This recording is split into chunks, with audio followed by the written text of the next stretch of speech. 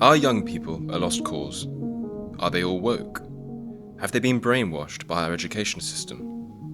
Why do so few of them believe in freedom of speech, in celebrating Britain's national heritage, in defending our institutions against ideological subversion? Under such dire conditions, what hope remains for our country, indeed for Western civilization?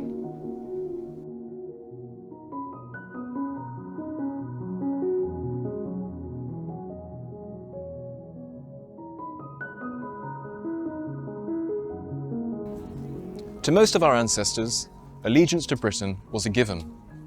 They were appreciative of its culture and institutions. They were committed to the core principles of the West, from our shared debt to the classical world and the Christian moral universe, to the uniquely British traditions of constitutional monarchy, parliamentary representation, blind justice, and basic freedoms under law. The sense that Britain was a blessed land, that it demanded loyalty and gratitude of those fortunate enough to be born here, that the show deserved to go on. Such sentiments would have struck our great-grandparents and beyond with all the force of self-evident truths. But is this the case now? Are young and old still linked together? Or has that intergenerational bond, which gives countries the strength to endure and flourish through history's trials, been irrevocably broken? My name is Harrison Pitt. I'm a student and a writer for the European Conservative, and I want to explain why older generations should not despair, and why young people who feel isolated among their own peer group must know that yes, the challenges they face are real, but they are far from alone. There is a culture war raging across the Western world.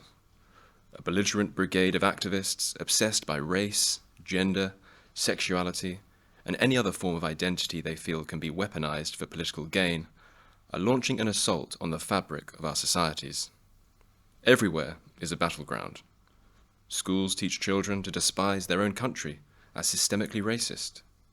Police departments pursue law-abiding citizens for making jokes on Twitter about transgenderism. And companies force their employees to sit through Maoist struggle sessions on diversity, equity, and inclusion, as if the decent majority of British people are in fact hateful bigots in need of deprogramming. People my age are especially caught up in this wasteful conflict, making life difficult for those of us who, mixing independence of mind with a love of country, refuse to swim with the woke tide. The current fad for cultural self-loathing has seeped into every aspect of daily life.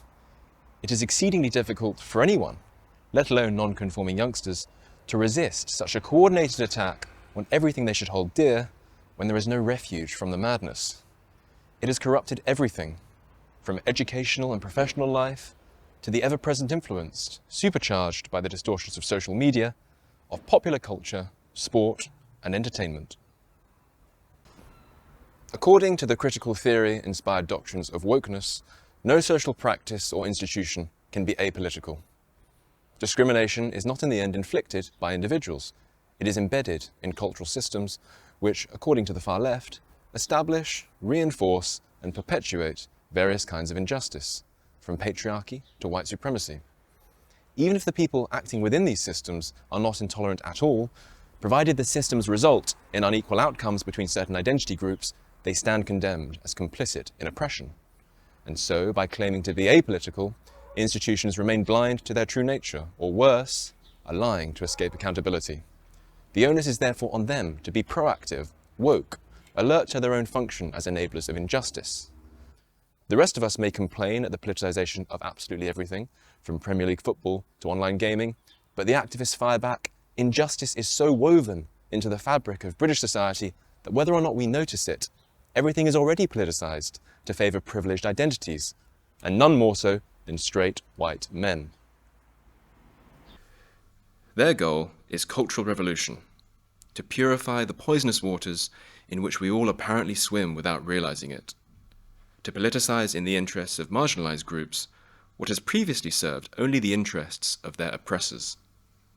If that means attacking freedom of speech, spitting on the heroic figures of British history, or looking down on people who believe sports and comedy should be enjoyed rather than captured by a set of ideologues intent on re-educating the masses, then that is a small price to pay for a new utopia built on diversity, equity, and inclusion.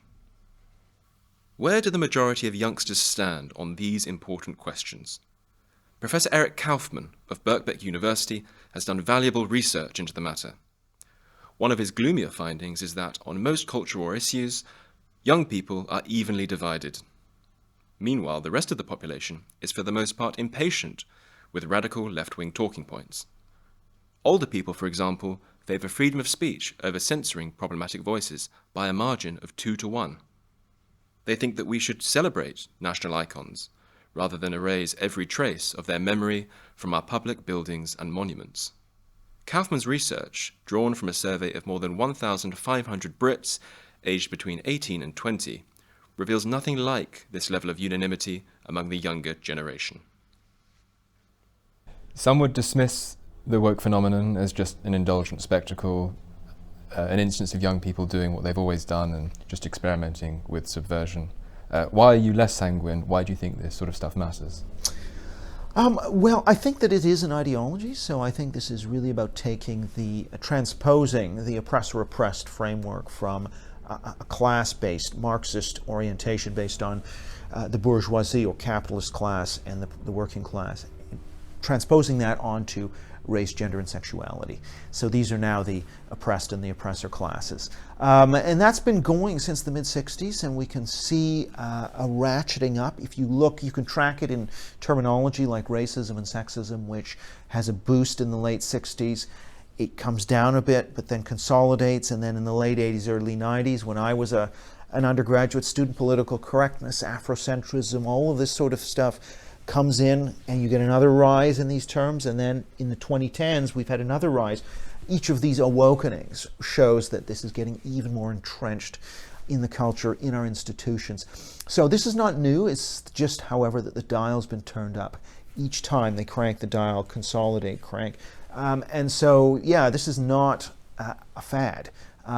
People have to understand that when you have young people who are much more invested in this ideology, much more intolerant and illiberal because they believe in cultural socialism, they're going to be entering our organizations, they're going to be remaking the average voter, changing the culture. And many of the liberties that we take for granted, we may not be able to take for granted for much longer. The encouraging news is that it is still all to play for. A 50-50 split indicates that young people, far from being a lost cause, are on the front line of the culture war. True, they are more evenly polarized than everyone else, but they are yet to be fully captured. An extraordinary fact, considering how relentlessly they are indoctrinated at schools, online, within places of work, and so forth. Still, time is running out. And if the current climate is any indication of the future, without proper urgency, things will get worse before they get better. Welcome to Brighton, otherwise known as the woke capital of Britain. It came as no surprise then that the council here was recently exposed for pushing radical left-wing propaganda in schools. A DDU report found that Brighton and Hove Council's so-called anti-racist school strategy was saturated with the key concepts and political aims of critical race theory. There was talk of children as young as 3 years old picking up the markers of racial categories and racial hierarchy, meaning that the treatment of young pupils as, quote, racially innocent needs to be abandoned. There was talk of curricular changes to dismantle supposedly embedded racist practices.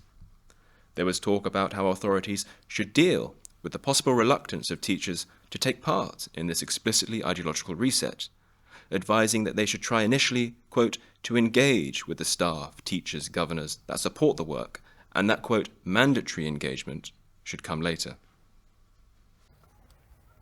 The same DDU report also found that 23% of British councils promote a critical race theory-based curriculum, while a further 54% refuse to grant the request for access to its teaching materials.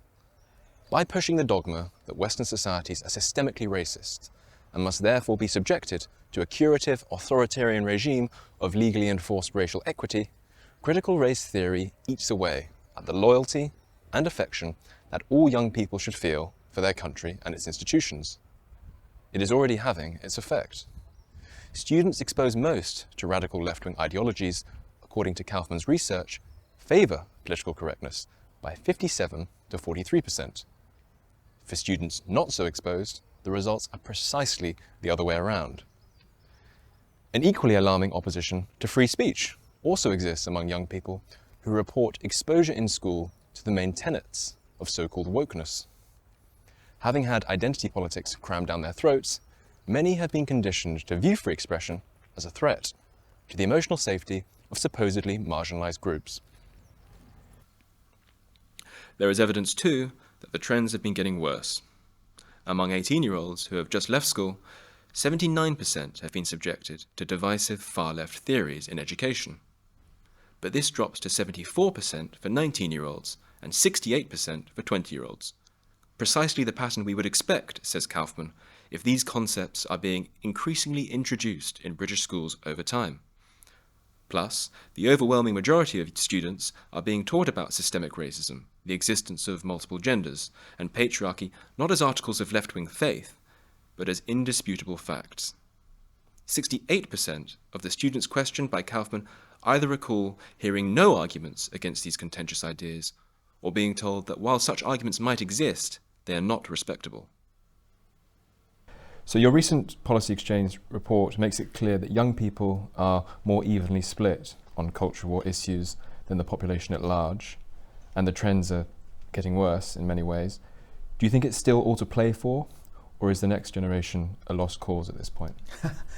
No, I do think there's all to play for. I just think that the schools, universities, social media, popular culture has created a generation that believes more in what I call cultural socialism and less in free speech and in national heritage. So you mentioned the report. Very clearly, if we take a figure like J.K. Rowling, the under 25 split on whether she should be dropped by her publisher, whereas anyone over 50, it's about 85% think she shouldn't be versus only about 5% think she should. So we got a massive difference between the generations. From your research, what percentage of young people would you estimate are indifferent to cultural issues like free speech, socially engineered equity, defending British heritage, and you mentioned there, of course, J.K. Rowling, and therefore could be won over by a more robust, patriotic civics curriculum? I think it's substantial. I mean, I think it's about at least a third that are indifferent. It's probably higher than that, actually. In terms of, I did a few, back in 2019, I did a report for Policy Exchange on academic freedom in the UK, where we had students read, I think a third of the sample read about Britain's history of protecting free expression and how it's very important. And then we had another group read a passage about emotional safety and marginalized groups. The difference between those who read those two passages was something on the order of, I think, 15 points. So you can really shift opinion. Those who read the free speech passage were kind of like 15 points more pro-free speech, and those who read the emotional safety moved the other direction. So yeah, they're very easily, not very easily influenced, but there's a lot of influence that can be had. And so getting the right messages into the schools, into the media, is absolutely vital. Indoctrinating students with notions like systemic racism and white privilege can also dampen the spirits of the young minorities, whom radical identity politics is supposed to empower. Do you think it does damage to young black people and other minorities for them to swallow this idea that they do live in a system which is stacked against them? Yes, and this is one I actually take quite personally, because I remember I was going to pick up my sister from school, and she was 8 years old at the time, and she was crying her eyes out, and we were just like, "You good, bruh? Like, what's going on?" And she'd had a racism lesson, and her teacher had essentially told her, well, the class, that because she's black, she's going to struggle and she's going to have a harder in life than her white classmates because she's black. Personally, that didn't make me very happy. I was quite angry, to be honest, about that, because it's just not true. You know, if it was, then like I said, she wouldn't have the life that she has now, because if that was not possible, her mother would not have been able to make that happen. But not only that, like, you know, statistically, she's at an advantage. You know, she comes from a two-parent household. She lives in the middle class. She comes from a middle-class home. She has African parents. Typically, black children of African heritage outperform white English kids in school. A lot of the time, same as Asian kids, they outperform white English kids in school. Our universities are not doing much better. A report put out by King's College London concluded that ideological pressure on campus is producing a chilling effect among students. 51% of them now agree that a climate of intolerant conformism within universities stops people from saying what they think, out of fear that others might be offended, while just 30% disagree. This is especially severe when it comes to hot-button subjects like race, immigration, and gender ideology. The officially acceptable opinions on such topics are generally known, and most young people, even if they have doubts, are wise enough to avoid them. Worse still, a significant number of youngsters approve of this unspoken vow of collective silence. On immigration, 47% of students think that being careful not to offend others is more important than speaking freely, with just 19% prioritizing forthright expression. On transgender and racial issues, the number of students in favor of self-censorship rises to 53 and 63% respectively, while only a meager 19 and 15% of students rank liberty of thought above avoiding offense on these big culture war questions. These are the sure symptoms of a stultifying intellectual culture, its decline hastened by fanaticism and fear. Sometimes this close-minded campus environment is forced on students by politically motivated members of the faculty. Amy Shepherd relates her own experience as a theatre student. So all the lectures on the course were very personal. Every relationship on the course was so personal. There were no boundaries, professional boundaries. We really knew what they thought. There was no secret about how they voted, about how they stood on different political subjects. So we all had our lectures on Facebook and Instagram, and sometimes Twitter as well. So they were kind of political activists, but in the medium of theatre. So we all knew exactly how they felt and how we would be rewarded if we were making work. So everything was just Tory bashing, Conservatives. You stand on stage and you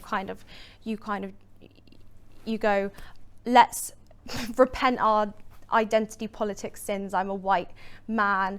I'm going to make a piece about feminism, and you've got these middle class kids going on stage, kind of repenting their sins for being, I don't know, middle class, but being a victim at the same time, and then and it's like it's a training thing with the mind, because it was training everybody to think about themselves as victims, because that would be the way to get, if you were making work, that would be the way to get good grades, and especially if it tied in with what they believed, and we all knew what they thought, and we'd see little bits of like some heretic arts happening, and they would just be awfully graded. Just recently at Cambridge, the Irish journalist and gender-critical feminist Helen Joyce survived an attempted cancellation by the university's student union LGBT+ campaign. Invited by Gonville Key's College to discuss her work at an open seminar, Joyce was condemned as a so-called TERF, a trans-exclusionary radical feminist, someone who rejects trans ideology and believes, like everyone else did until around 2015, that biology matters. The LGBT+ activists on campus insisted that she be disinvited. This is not an attempt to silence free speech, they said, while nevertheless urging Keyes to, quote, reconsider their decision to platform Joyce. She was even smeared for her hateful views by the master of Keyes College herself, Professor Pippa Rogerson. Professor Arif Ahmed, the fearless old-school liberal thinker who had invited Joyce to speak, said that a number of colleagues privately told him that they supported the event but felt afraid to say so. As everyone knows, these censorious moral panics, though unsuccessful in this case, have become all too common at our universities. Michael Oakeshott, the conservative philosopher, and in fact a student at Keyes during the 1920s, wrote that the university is a place where a tradition of learning is preserved and extended, and where the necessary apparatus for learning has been gathered together. However, the best apparatus in the world is useless without a robust culture of academic freedom. Today, thanks to militant students and spineless professors, the pursuit of truth, wherever it may lead, is constantly threatened by fanatics who feel they have no more learning to do. And I kind of looked around and I ended up joining a lot of left-aligned groups because the language that they were using was something that I found quite exciting. You know, it was radical. But I would end up saying that we were the people who were probably the most conservative in a weird way. So I would be invited to students who were, you know, supported the Conservative Party, had some quite right-wing views. They would invite us out to events all the time, but we would never do the same to them. And in fact, we would be quite cruel. And you had this real in-group mentality. You know, if you were in the in-group, the out-group had to be totally shunned. And so you would end up getting to a quite ridiculous position where you'd be calling people who were, you know, self-evidently moderate, someone like Jordan Peterson, a fascist, which is nuts, you know. But when you're in that university environment, it feels like he is. I mean, it really felt like he was putting people in danger just by speaking. So I would say that, like, from someone that has that inside perspective, I do understand this mindset. And I would say it's something it's really important that universities don't help cultivate this, you know, and sometimes allowing free expression amongst your students can be dangerous. You know, paradoxically, you allow these very, you know, angry, disaffected subcultures to exist within the student body, which then shuts down the free expression of other students who perhaps don't agree with things like, I don't know, total world communism, you know, the overthrow of capitalism, things that are normal, you know, and we treated those people like they were the strange people and we were the normal ones. So, did you lose any friends for drifting rightwards, and what other forms of ostracization are common in your experience? I would say I lost pretty much all of my political friends. And I mean, I knew what was going to happen. I can't say I was surprised because I'd seen it happen before. And I think in some ways I contributed to that with other people, I'm ashamed to say. So I knew when I started to have doubts that not only would I be ostracized, I would be treated even more harshly because I had left. I'd been in the group and then I'd walked away. I think the best thing the government can do is, rather than doing any heavy-handed intervention, is to keep a handle on university staff. Because some of it is actually coming from the staff itself. And I'm not saying it's necessarily the professors. You have a lot of adjunants kind of sitting in the wings of university. And I know this from my own experience. You'll have diversity consultants. It's just a snapshot of the wider workplace. These are people who I think foment quite a toxic university environment.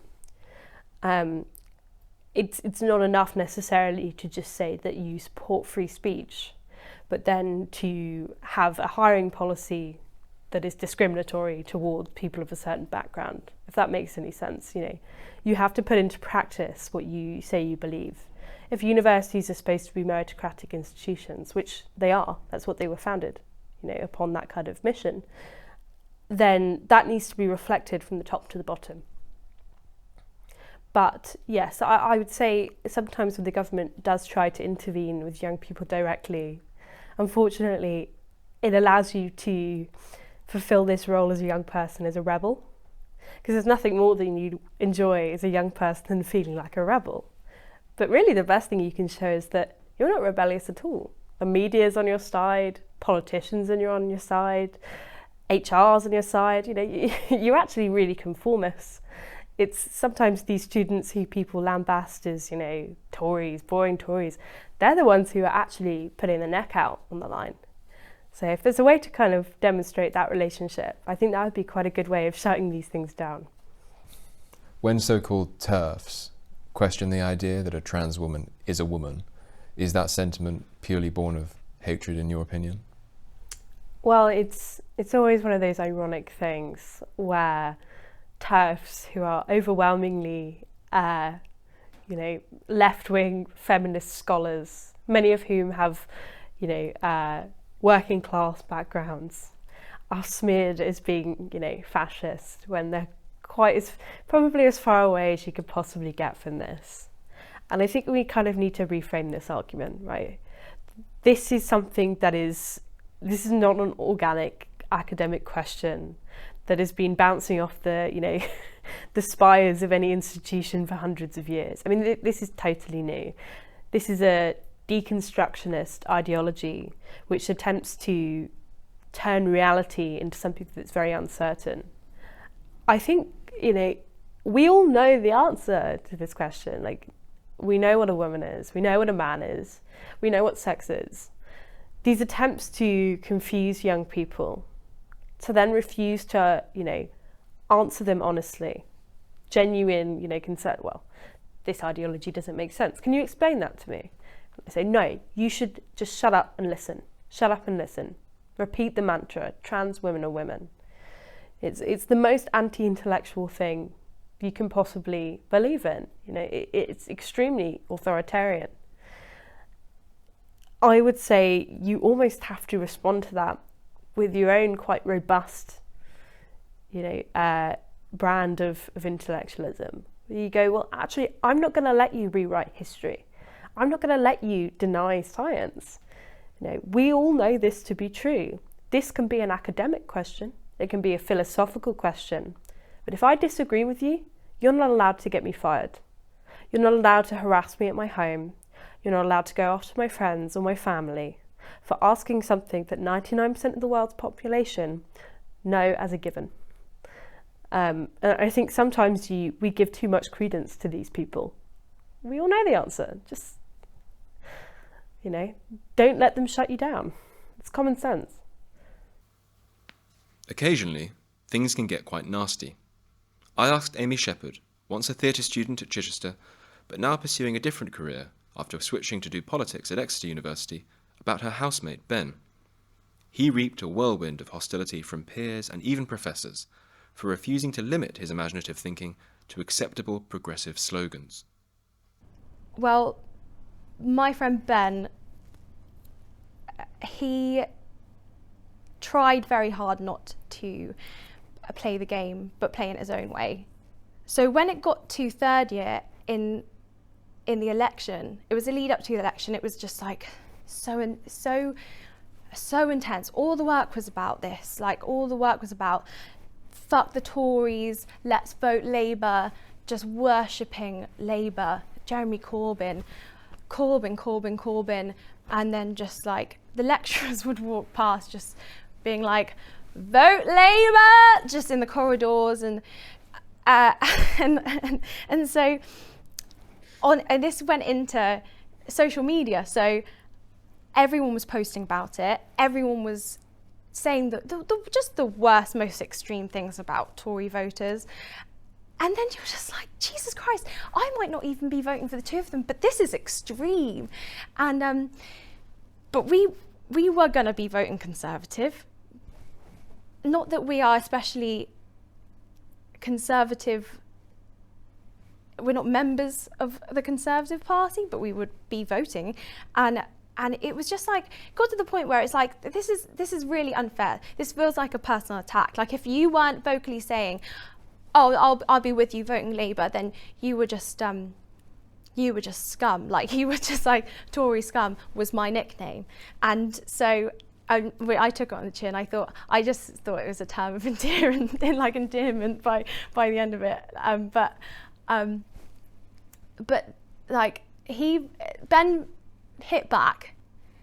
He posted on Facebook to everybody and this was I think it was the lead up in the couple of days, maybe even the night before of the election, and so he posted, I know you will believe what you believe. I think slightly differently to you, but I also agree on some things as well. I know no party is perfect, but I'm not going to be voting Labour. I'm going to be voting Conservative, and I just think we should all have a bit more respect for each other.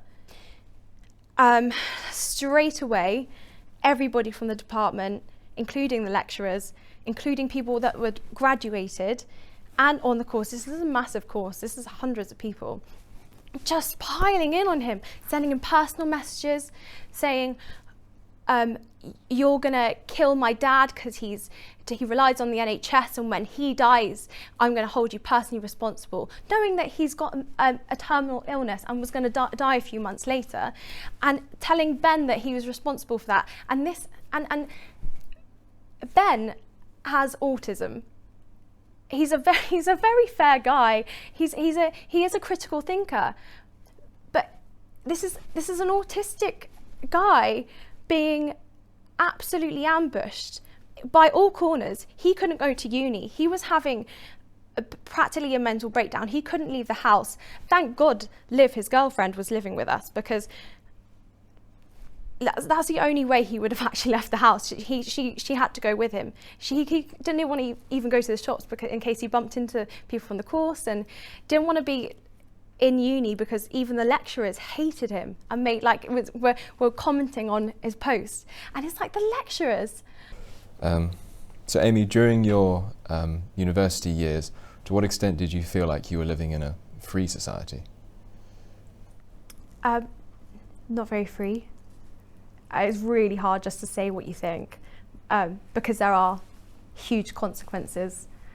So you will be lucky if you get invited to parties, and if you do, you'll have 5 people coming up at you having a massive go, basically, and you'll be asked to defend yourself again and again and again. Many in 2015 were naive enough to hope that the kids behind the Great Awakening on campus would become jugs, jobless upon graduation. But alas, this did not materialise. Instead, these mass-produced activists fanned out into HR departments and radically reimagined the modern workplace. Independent-minded graduates and other skilled young people have been the victims of this corporate revolution, carried out in many ways by their more zealous peers. It has become necessary for them, like the Queen in Alice in Wonderland, to believe 6 impossible things before breakfast. Their social status in the office, indeed their very livelihood, increasingly depends on their willingness to go along with slogans like "trans women are women," "Britain is systemically racist," "silence is violence," and so forth. Stephen Edgington, a young journalist at The Telegraph, has done serious digging into this phenomenon within the British civil service, a popular career destination among university graduates. Stephen, you've done a lot of digging into wokery in the British civil service. You have found language guidance advising employees no longer to use terms like mother, father, and ladies and gentlemen in documents and emails, days devoted to celebrating transgenderism and raising awareness of, quote, bisexual and biromantic erasure, and even HR departments affirming that there are over 100 legitimate genders and expecting staff to go along with it. Are these isolated incidents, or has the rot spread more deeply than that? Well, it depends where you're looking, and it depends which department you're looking into. Some departments are far worse than others in terms of their wokery. A lot of this is pushed by Civil Service HR, and that's a specific organisation that holds immense power within our government and within our institutions. The rise of HR as an industry in recent years across all industries, not just in the civil service, is interesting. And HR itself has been taken over, particularly in the civil service, by political ideologues, and they are pushing these things that you're mentioning. So one of the examples, for example, was World Afro Day. This was something for all civil servants to celebrate, and they were invited to this event, including members from the security services from all over Whitehall, to celebrate this hair, this cultural whatever. So that's just an example of how far it's got. It's infecting every level of government, pretty much in every department. As I said, some are worse than others. But even within, let's say, the security services or the police or the army, these are the things that are crucial to our national defence.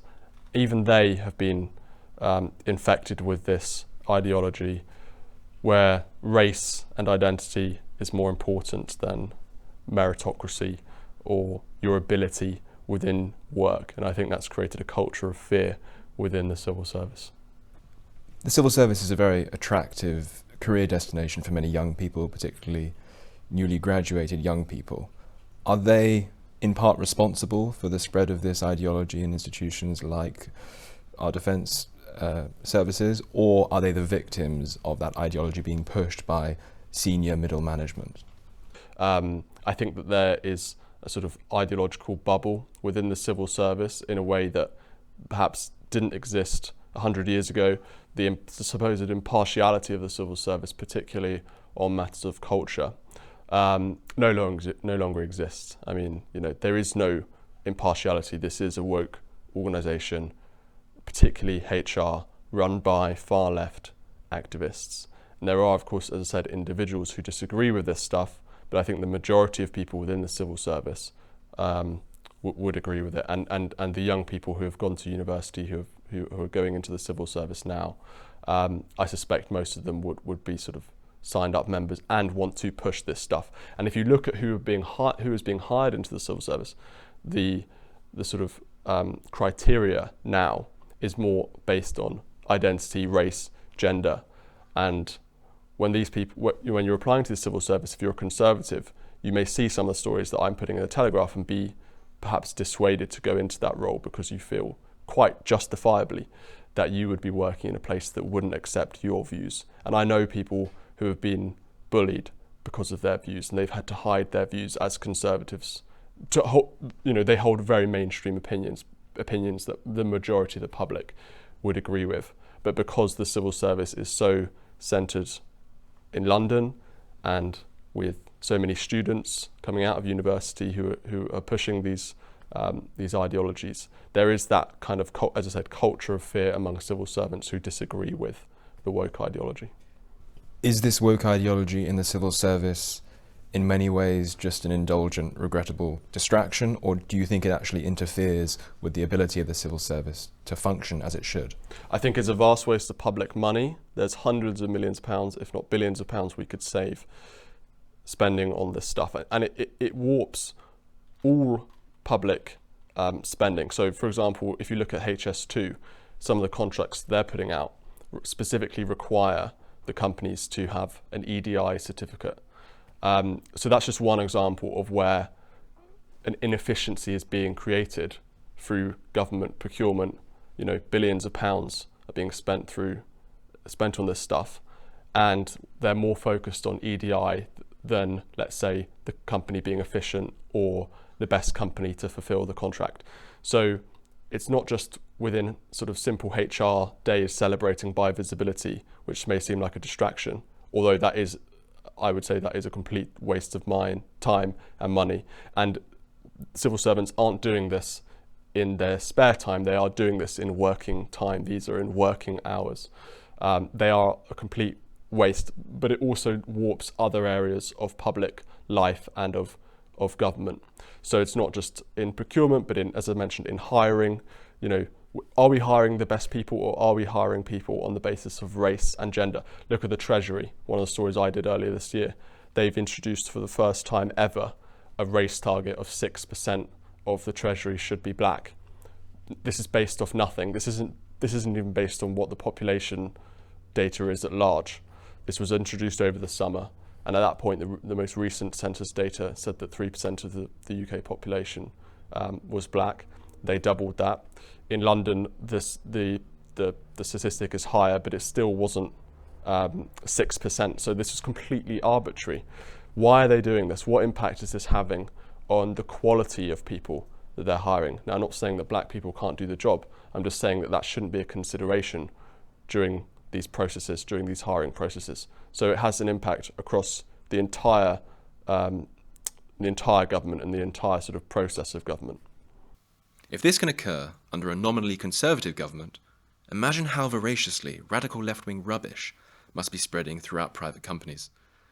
Unlike the last 5 Tory prime ministers, from David Cameron to Rishi Sunak, big corporations like Amazon and Coca-Cola do not even pretend to care about Britain's heritage or its social cohesion. However, in terms of how the woke virus spreads among the young, the main transmission belt is neither their schooling nor their intellectual formation on campus. The real problem is TikTok, Instagram, and to a lesser degree, Facebook. Asked where they recall first hearing terms like patriarchy and white privilege, only 11% of young respondents mentioned education. The vast majority of them pointed the finger at social media. Unlike our schools and universities, social media is for the most part a decentralized ecosystem. So how do we fight back against the invisible hand of this volatile online universe? Your report is full of all sorts of recommendations at the end when it comes to addressing the woke virus in education. But your evidence also suggests that social media is in fact the more serious vector of transmission in spreading this destructive ideology. How can that be addressed at scale given the ubiquity of smartphones? Well, that is something that's very difficult. I mean, that only really cultural initiatives like the New Culture Forum or social media influencers, I mean, that is more of a free market, and there's not a whole lot you can do other than to fight that battle on the free market to change the culture. Now, what I would say is that to the extent that government can constrain institutions to be politically impartial and send a clear message that wokeness is not going to be tolerated in institutions, I do think that can have some effect on the culture. You know, we've seen that with seatbelt and smoking regulations affecting people's views of those behaviors. And likewise, I think there could be some impact of these public policy moves in changing the wider culture. But ultimately, it is a battle that all of us are going to have to join. At the moment, we are losing. Thanks in no small part to social media, identity politics defines the dominant culture in which even the most critically engaged, open-minded youngsters are forced to move. They are surrounded by intolerant peers who, completely ignorant of perspectives outside their own bubble, regard any kind of non-conforming opinion as proof of wickedness. The consequences for personal life, from friendships to dating, can be a challenge. I wonder, Stephen, whether you personally or people you know have ever suffered social consequences for holding or expressing views which, as you say, are entirely mainstream in the population at large. Of course, and I have to say with one caveat that I'm in no way a victim. I do not like this victimization culture, but of course, any young conservative experiences some social isolation. As I said, women particularly are more to the left. So, in the dating scene, it can be difficult to find those conservative women. I mean, it's something I've thought about a lot. Should I date people on the left? I don't know, but I think that it's difficult to be in a relationship with someone who doesn't share your values and who may think that you're racist or bigoted in some way. So yes, it's difficult to date. It can be difficult to date, particularly on all these silly sites where they say, no Tories or whatever. At school, definitely was sort of mildly bullied for it, but there was nothing I sort of could stand up for myself. And yeah, I think, generally, when you're holding a minority opinion that's extremely uncool to say the least, then yes, you will experience some social problems. And I think particularly the way that conservative values are viewed by the majority of young people, I think that's interesting because they don't actually understand the arguments that you make. They don't understand your ideology in any way. They don't understand what a conservative is or what a conservative believes. They just have preconceived ideas that if you are a conservative, you're in some way bigoted, racist, homophobic, whatever. So there's a sort of a big gap in misunderstanding. And I think if people spent a bit more time trying to understand or read some of the theories of why people are conservatives, then maybe they would be a bit more inclusive in their language. But yes, of course, everyone I think experiences to some degree some social problems from that. Stephen, the woke conventional wisdom, of course, is that conservatives are narrow-minded, bigoted, not open to new ideas, and that progressives are precisely the opposite. Has that been your experience as a young person interacting with these sorts of ideologues? I think many of these woke people are the least inclusive people alive. They do not view any other opinion as being acceptable other than their own, and they see conservatives, as you say, as these bigoted, evil people without in any way trying to understand where they're coming from. The prevalence of social media has also made it possible for every species of grifter and opportunist to capitalize on even the flimsiest claim to victimhood, always based on identity. grievance, it turns out, can be monetized. How do we make sure such attention-seeking charlatans are no longer rewarded? We pay it no attention, or we pay it less attention, but it's very difficult because we're in the age of social media, right? So whether you're challenging it or you're for it, you're still involved in it, right? We always say the best way to let something die is really just ignore it. But unfortunately, we do live in a reactionary culture. And whether we like it or not, even those who are battling against the wokeness, you are still giving it attention, and attention in social media world is money, right? So we're in a catch-22. So to answer it very succinctly, I think it will always, unfortunately, remain monetizable as long as we're, all involved in social media. But I think the more important thing is not allowing it to affect your own perspective, your own judgment, your own interpersonal relations, the way you also tackle your life. I think that's the more important thing than whether it's monetizable. Social media is clearly the main culprit, but it would make a huge difference if schools promoted the kind of critical thinking, civic education, and patriotic sentiment which empower students to question and challenge these ideas when they come across them online. Otherwise, furious, simple-minded witch hunts will become more and more frequent. In the case of Ben there, you mention Facebook. Do you think social media in general is responsible for forcing young people to conform in a particular political direction, and what personal experiences do you have with that on, say, Instagram, on Facebook? So a friend of mine who I won't name, she was living with me during the Black Lives Matter phenomenon, and her friendship group, who she was on a group chat with, had decided they were going to join in and post this thing, and I'm pretty sure it's part of a something that everyone was doing. I try to stay off it, but she posted it in a slightly different way. She basically worded it wrong, and she was in tears because the amount of abuse she got from her own friendship group, her best friends she was on this group chat with from home, and they were just like awful to her. Like, she was crying. She'd made this post like going along with like this whole like BLM stuff and all of the trends, and she went along with it, and she just made the wrong phrasing, and as she was crying in our kitchen about that because people were calling her racist. Like, these trends, and they are trends, are just they obviously social media is just makes them compulsive, and there is no escape. Like, where is like the antidote? You don't have it, and I think maybe you do, in the sense that if you are on social media, and obviously all kids are, if you feel uncomfortable about going along with these trends, what's the other route? And I saw it with a couple of friends who did dig their heels in on my course. They didn't want to go along with it. They weren't political at all, and I really want to stress that they weren't political at all when they went into this course.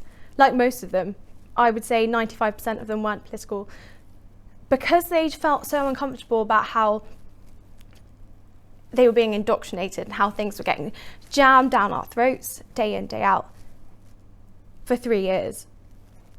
They really went the other way. Like, there is no middle ground, it seems. What role do you think popular entertainment and social media play in pressuring young people to conform and swallow woke shibboleths? I would say that media has become a lot more political than it used to be. I would say, like, before, I think it was relatively apolitical. There might have been some political messages, but it was very, very subtle, whereas I feel like now it's very clearly pushing in direction. I think a lot of people have lost interest in things like films, especially in recent times. And as far as I'm aware, Netflix, I could be wrong, so I'm just going to say allegedly, but I think Netflix are currently losing a lot of subscribers and losing a lot of money. I think they've had to pay, I think I saw an article saying they had to pay back their advertisers, like 80% or something, or I don't know, because people weren't watching. I think people don't want to be lectured. It's funny because I was thinking about this the other day, because there was, you know, when the footballers were taking a knee and a lot of people were like booing. There was a time when I thought that was racist, I'll be honest, guys. I was like, oh, why are they again? This was before I kind of had my awakening. And then I realized, actually, no, it's because they don't want politics in their sports. It's really, that's like, it's not because they disagree with the message. It's just in the same way that a TV show and a film is escapism for other people, sports is escapism for people as well. And so when you go and watch that, you just want to enjoy the sport. You don't want politics in your sports, in the same way that some people don't want politics in their TV shows and they don't want it in their films. So they're booing at the idea of like that being corrupted with these ideological messages that they don't want. And so I do think all of these things should be apolitical. I don't think they should be political in either direction. Entertainment should just exist to just entertain. Sport should just exist to just be sport. I think politics has infiltrated so many areas of our lives, and it's making things very, very depressing. Anyone that has a different idea or different perspective we see it happen all the time. They're bullied off social media, which is not the worst thing, but they're bullied off from their careers, long established careers, just for sometimes even asking a very innocent and genuine question. So it stifles growth, it stifles progress, and I believe that it's done deliberately because, like I said, it is to keep certain people in line. Our national history also finds itself in the crosshairs. As every revolutionary from Robespierre to Mao has appreciated, once enough hatred is directed at the past and its surviving presence, it becomes easier to argue for the total transformation of society. Our history is important enough to merit a lively debate, but the one-sided onslaught on everything, from Western art to the heroes of our island story, should not be indulged for a moment longer. Do young people appreciate the need to protect these shared memories against assault and oblivion? Well, just 1/5 of them now have a positive view of Winston Churchill. 20% take a negative view, with 37% mixed. This presumably applies to the other iconic titans being dragged through the mud, from Nelson to Gladstone. But a plurality of the young remains in the middle. They need to be persuaded. Most young people are sensible enough to understand that celebrating great deeds does not mean making men into false gods. Puritanism leads to blander public spaces and less inspired national lives, emptied of their important characters and memories. If the neo-Marxist version is indulged, we will soon discover what happens to countries that have benefited from the lives of dead heroes, yet refuse to acknowledge their debts. Why do you think it is important for young people to have an acute sense of pride in the historical achievements of their own country? I think it's important to, first of all, have connection across the generations. It gives people a sense of a stake in the national community. We want people to pay 40% of their income in tax. We may, who knows, want them to serve in the military if the time comes. Democracy simply functions better in a high trust society where people are attached to the common project. So I think for all of those reasons, we want people to have that positive, optimistic view on their country, while of course admitting that there were things in the past that are not to be proud of. I think that's the healthy balance, right? So that it's like ourselves as individuals. If we stole from the corner store, we want to admit that we did that, but that's not going to be what we think of every day in the morning. And that's the kind of balance that I think has gone awry. We're now focusing too much on what we stole back at age 10 and not sort of all the achievements since then. By cancelling Nelson, Gladstone, and Churchill for their inevitable human flaws, we deny ourselves the privilege of being inspired by their unique human achievements, the living proof of which lies all around us. Especially in the case of Churchill, who fought the followers of the Khalifa to end slavery in Sudan in 1898 and resisted the temptation to negotiate peace with the Nazi menace in the dark spring of 1940, such epic displays of courage and resolve were anything but inevitable. As Edmund Burke knew, a nation that cuts itself loose from its own ancestors will lack the self-discipline and generosity to care, as it should, for its unborn descendants. In their fit of narcissism, these progressive Philistines, French Jacobins in Burke's day, woke totalitarians in our own, only deprive countries of an essential feature that makes them whole: rootedness in a shared past.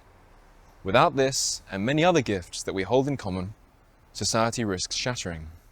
Or as Burke put it, the Commonwealth itself would crumble away, be disconnected into the dust and powder of individuality, and at length disperse to all the winds of heaven. It is impossible to escape a culture war. By definition, it turns every refuge of ordinary life into a battlefield.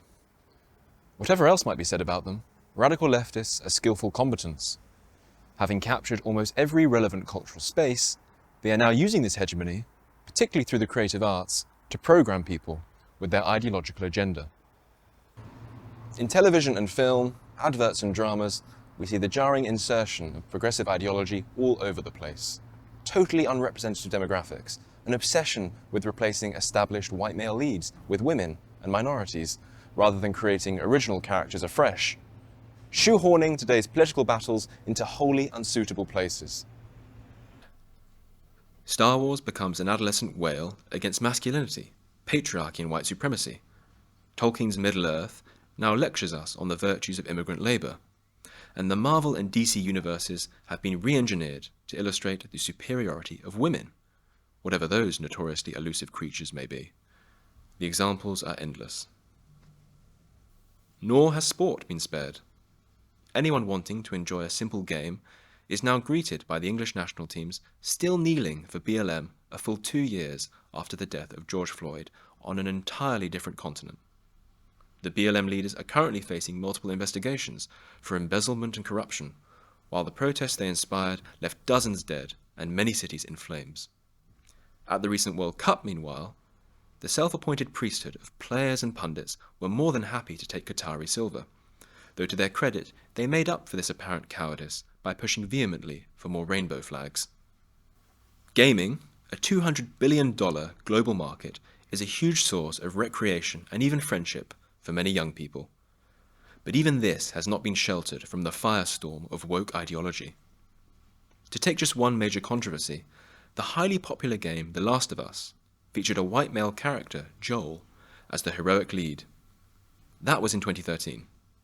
But by 2020, when its sequel was released, our world had been transformed. Showing all the spite and vengeance for which identity politics has become well known, this sequel saw the much-loved Joel not only removed from the game, but dramatically killed, as in some cathartic ritual, by his replacement, an androgynous, muscular woman named Abby, starring alongside Lev, a 13-year-old transgender boy. Subtle as ever. If you're young and find progressive bigotry tedious, try growing up in Brighton. People are generally well-meaning, but the climate of left-wing orthodoxy can get tiresome, even suffocating. There is a consensus here that not being on board with the latest progressive causes, from transgenderism in schools to the ideological demands of the Black Lives Matter organisation, is a symptom of evil. And since evil is a rare thing, it is assumed that nobody enlightened enough to live in this city is likely to suffer from the malady.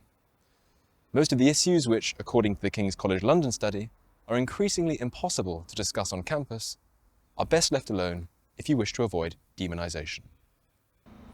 But one thing I do value about living here, as I have done since the age of 7, is the experience of being surrounded by people with whom I disagree. Even when that has involved getting slandered and publicly condemned by my former friends, it makes for excellent training. It does not require masses of people to shift the dial of a culture. Often, a small number of committed souls can have a huge impact by encouraging others with their perseverance.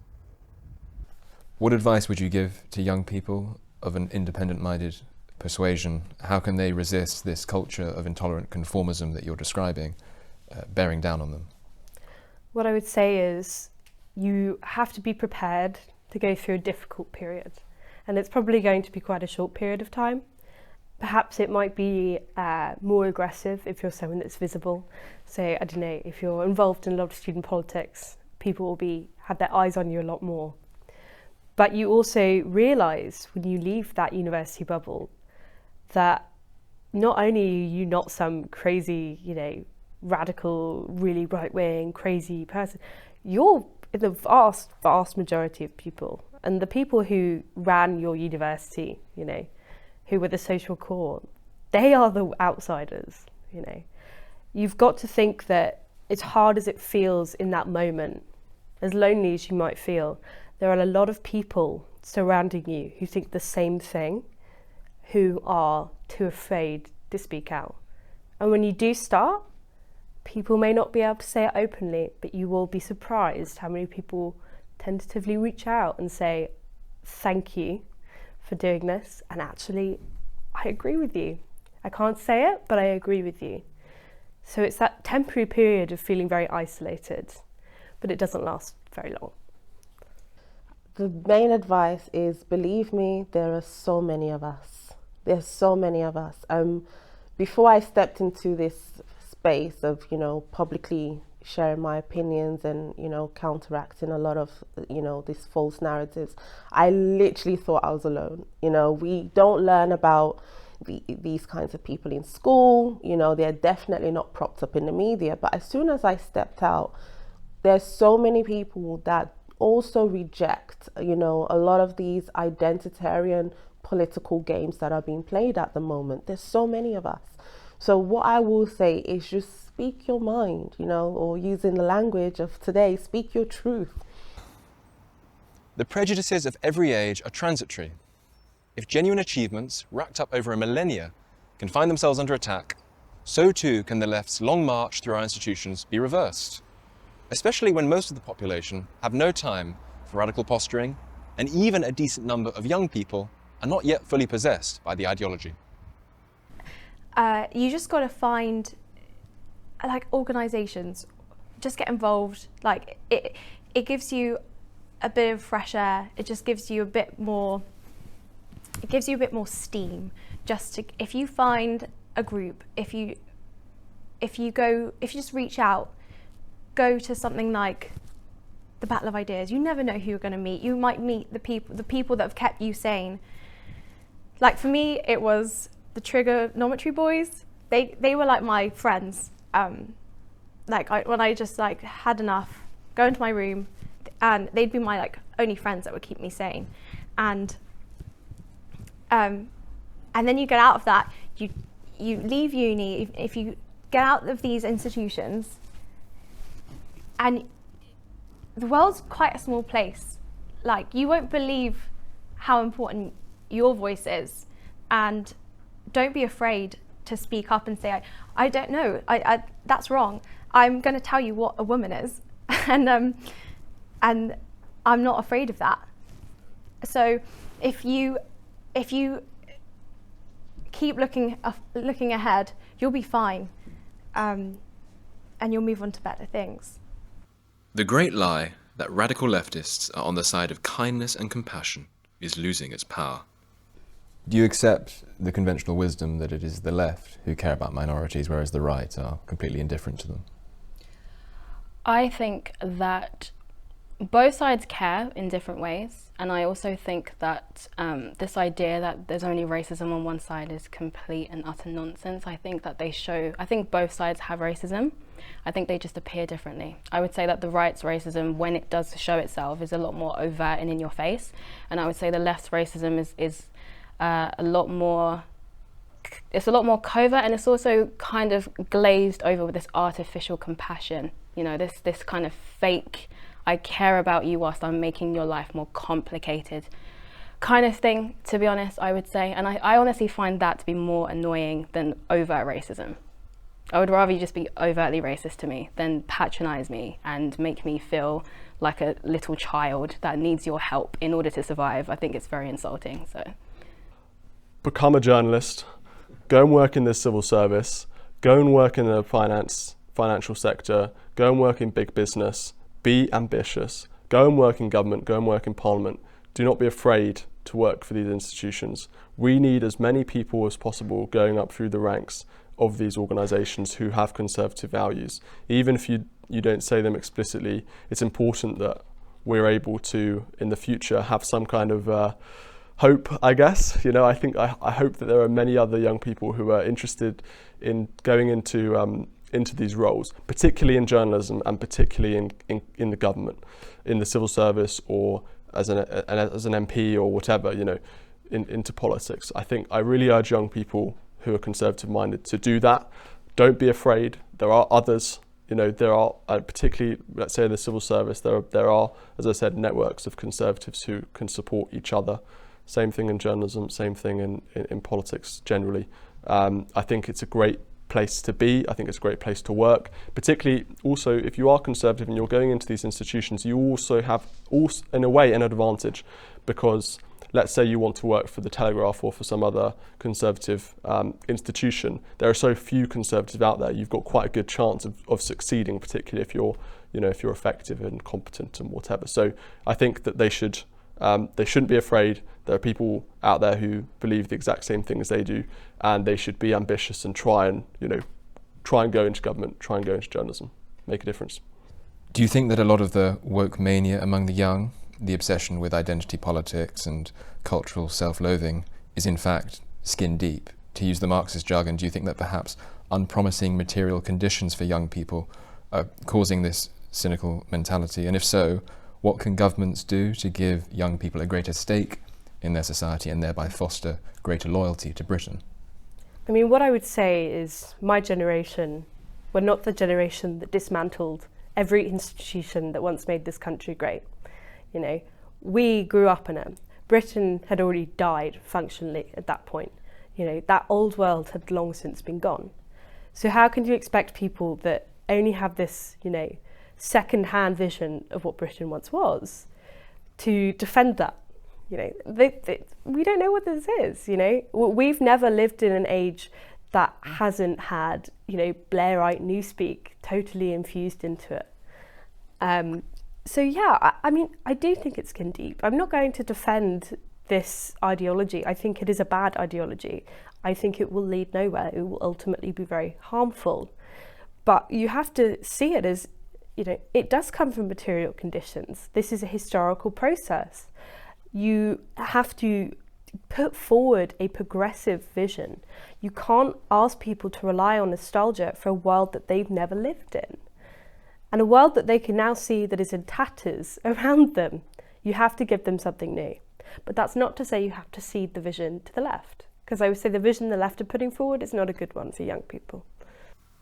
On reforming the history curriculum, Kaufman says that learning about past wrongs like fascism, slavery, or the more negative aspects of colonialism must be contextualized by teaching about similar excesses in the non-European past and present, including the excesses of communism and other left-wing movements. British students are less likely to feel crippled by historical guilt or national self-loathing once they learn that slavery existed in Africa long before white Europeans took advantage of the trade, or the fact that Arab Muslims continue to take advantage of it well after Britain had abolished slavery in its empire and sacrificed blood to stamp out the evil trade globally on the high seas. Educate yourself, cry the activists, and there is nothing wrong with that, but avoid the perils of being only half educated. As Alexander Pope warned us, a little learning is a dangerous thing. Drink deep or taste not the Pierian spring. Governments can afford to be neutral about certain things: the music we listen to, our favourite flavour of ice cream, even the books we choose to read. But they cannot be indifferent to the overarching moral framework within which young people grow up and develop into citizens. Classical liberalism, if it means a pure emphasis upon freedom, is inadequate. Liberty is a fine thing, but it does not satisfy the deeper human need for anchoring beliefs, indeed sacred ones. Unique among politicians, Disraeli understood this well, proclaiming that man is made to adore and obey, but if you give him nothing to worship, he will fashion his own divinities and find a chieftain in his own passions. Deny young people such direction, and they will either fall into a lack of purpose or be seduced by the poison of totalitarian ideology, which, as the terrors of the 20th century proved, easily seeps in to the alienated shell of modern man in search of a soul.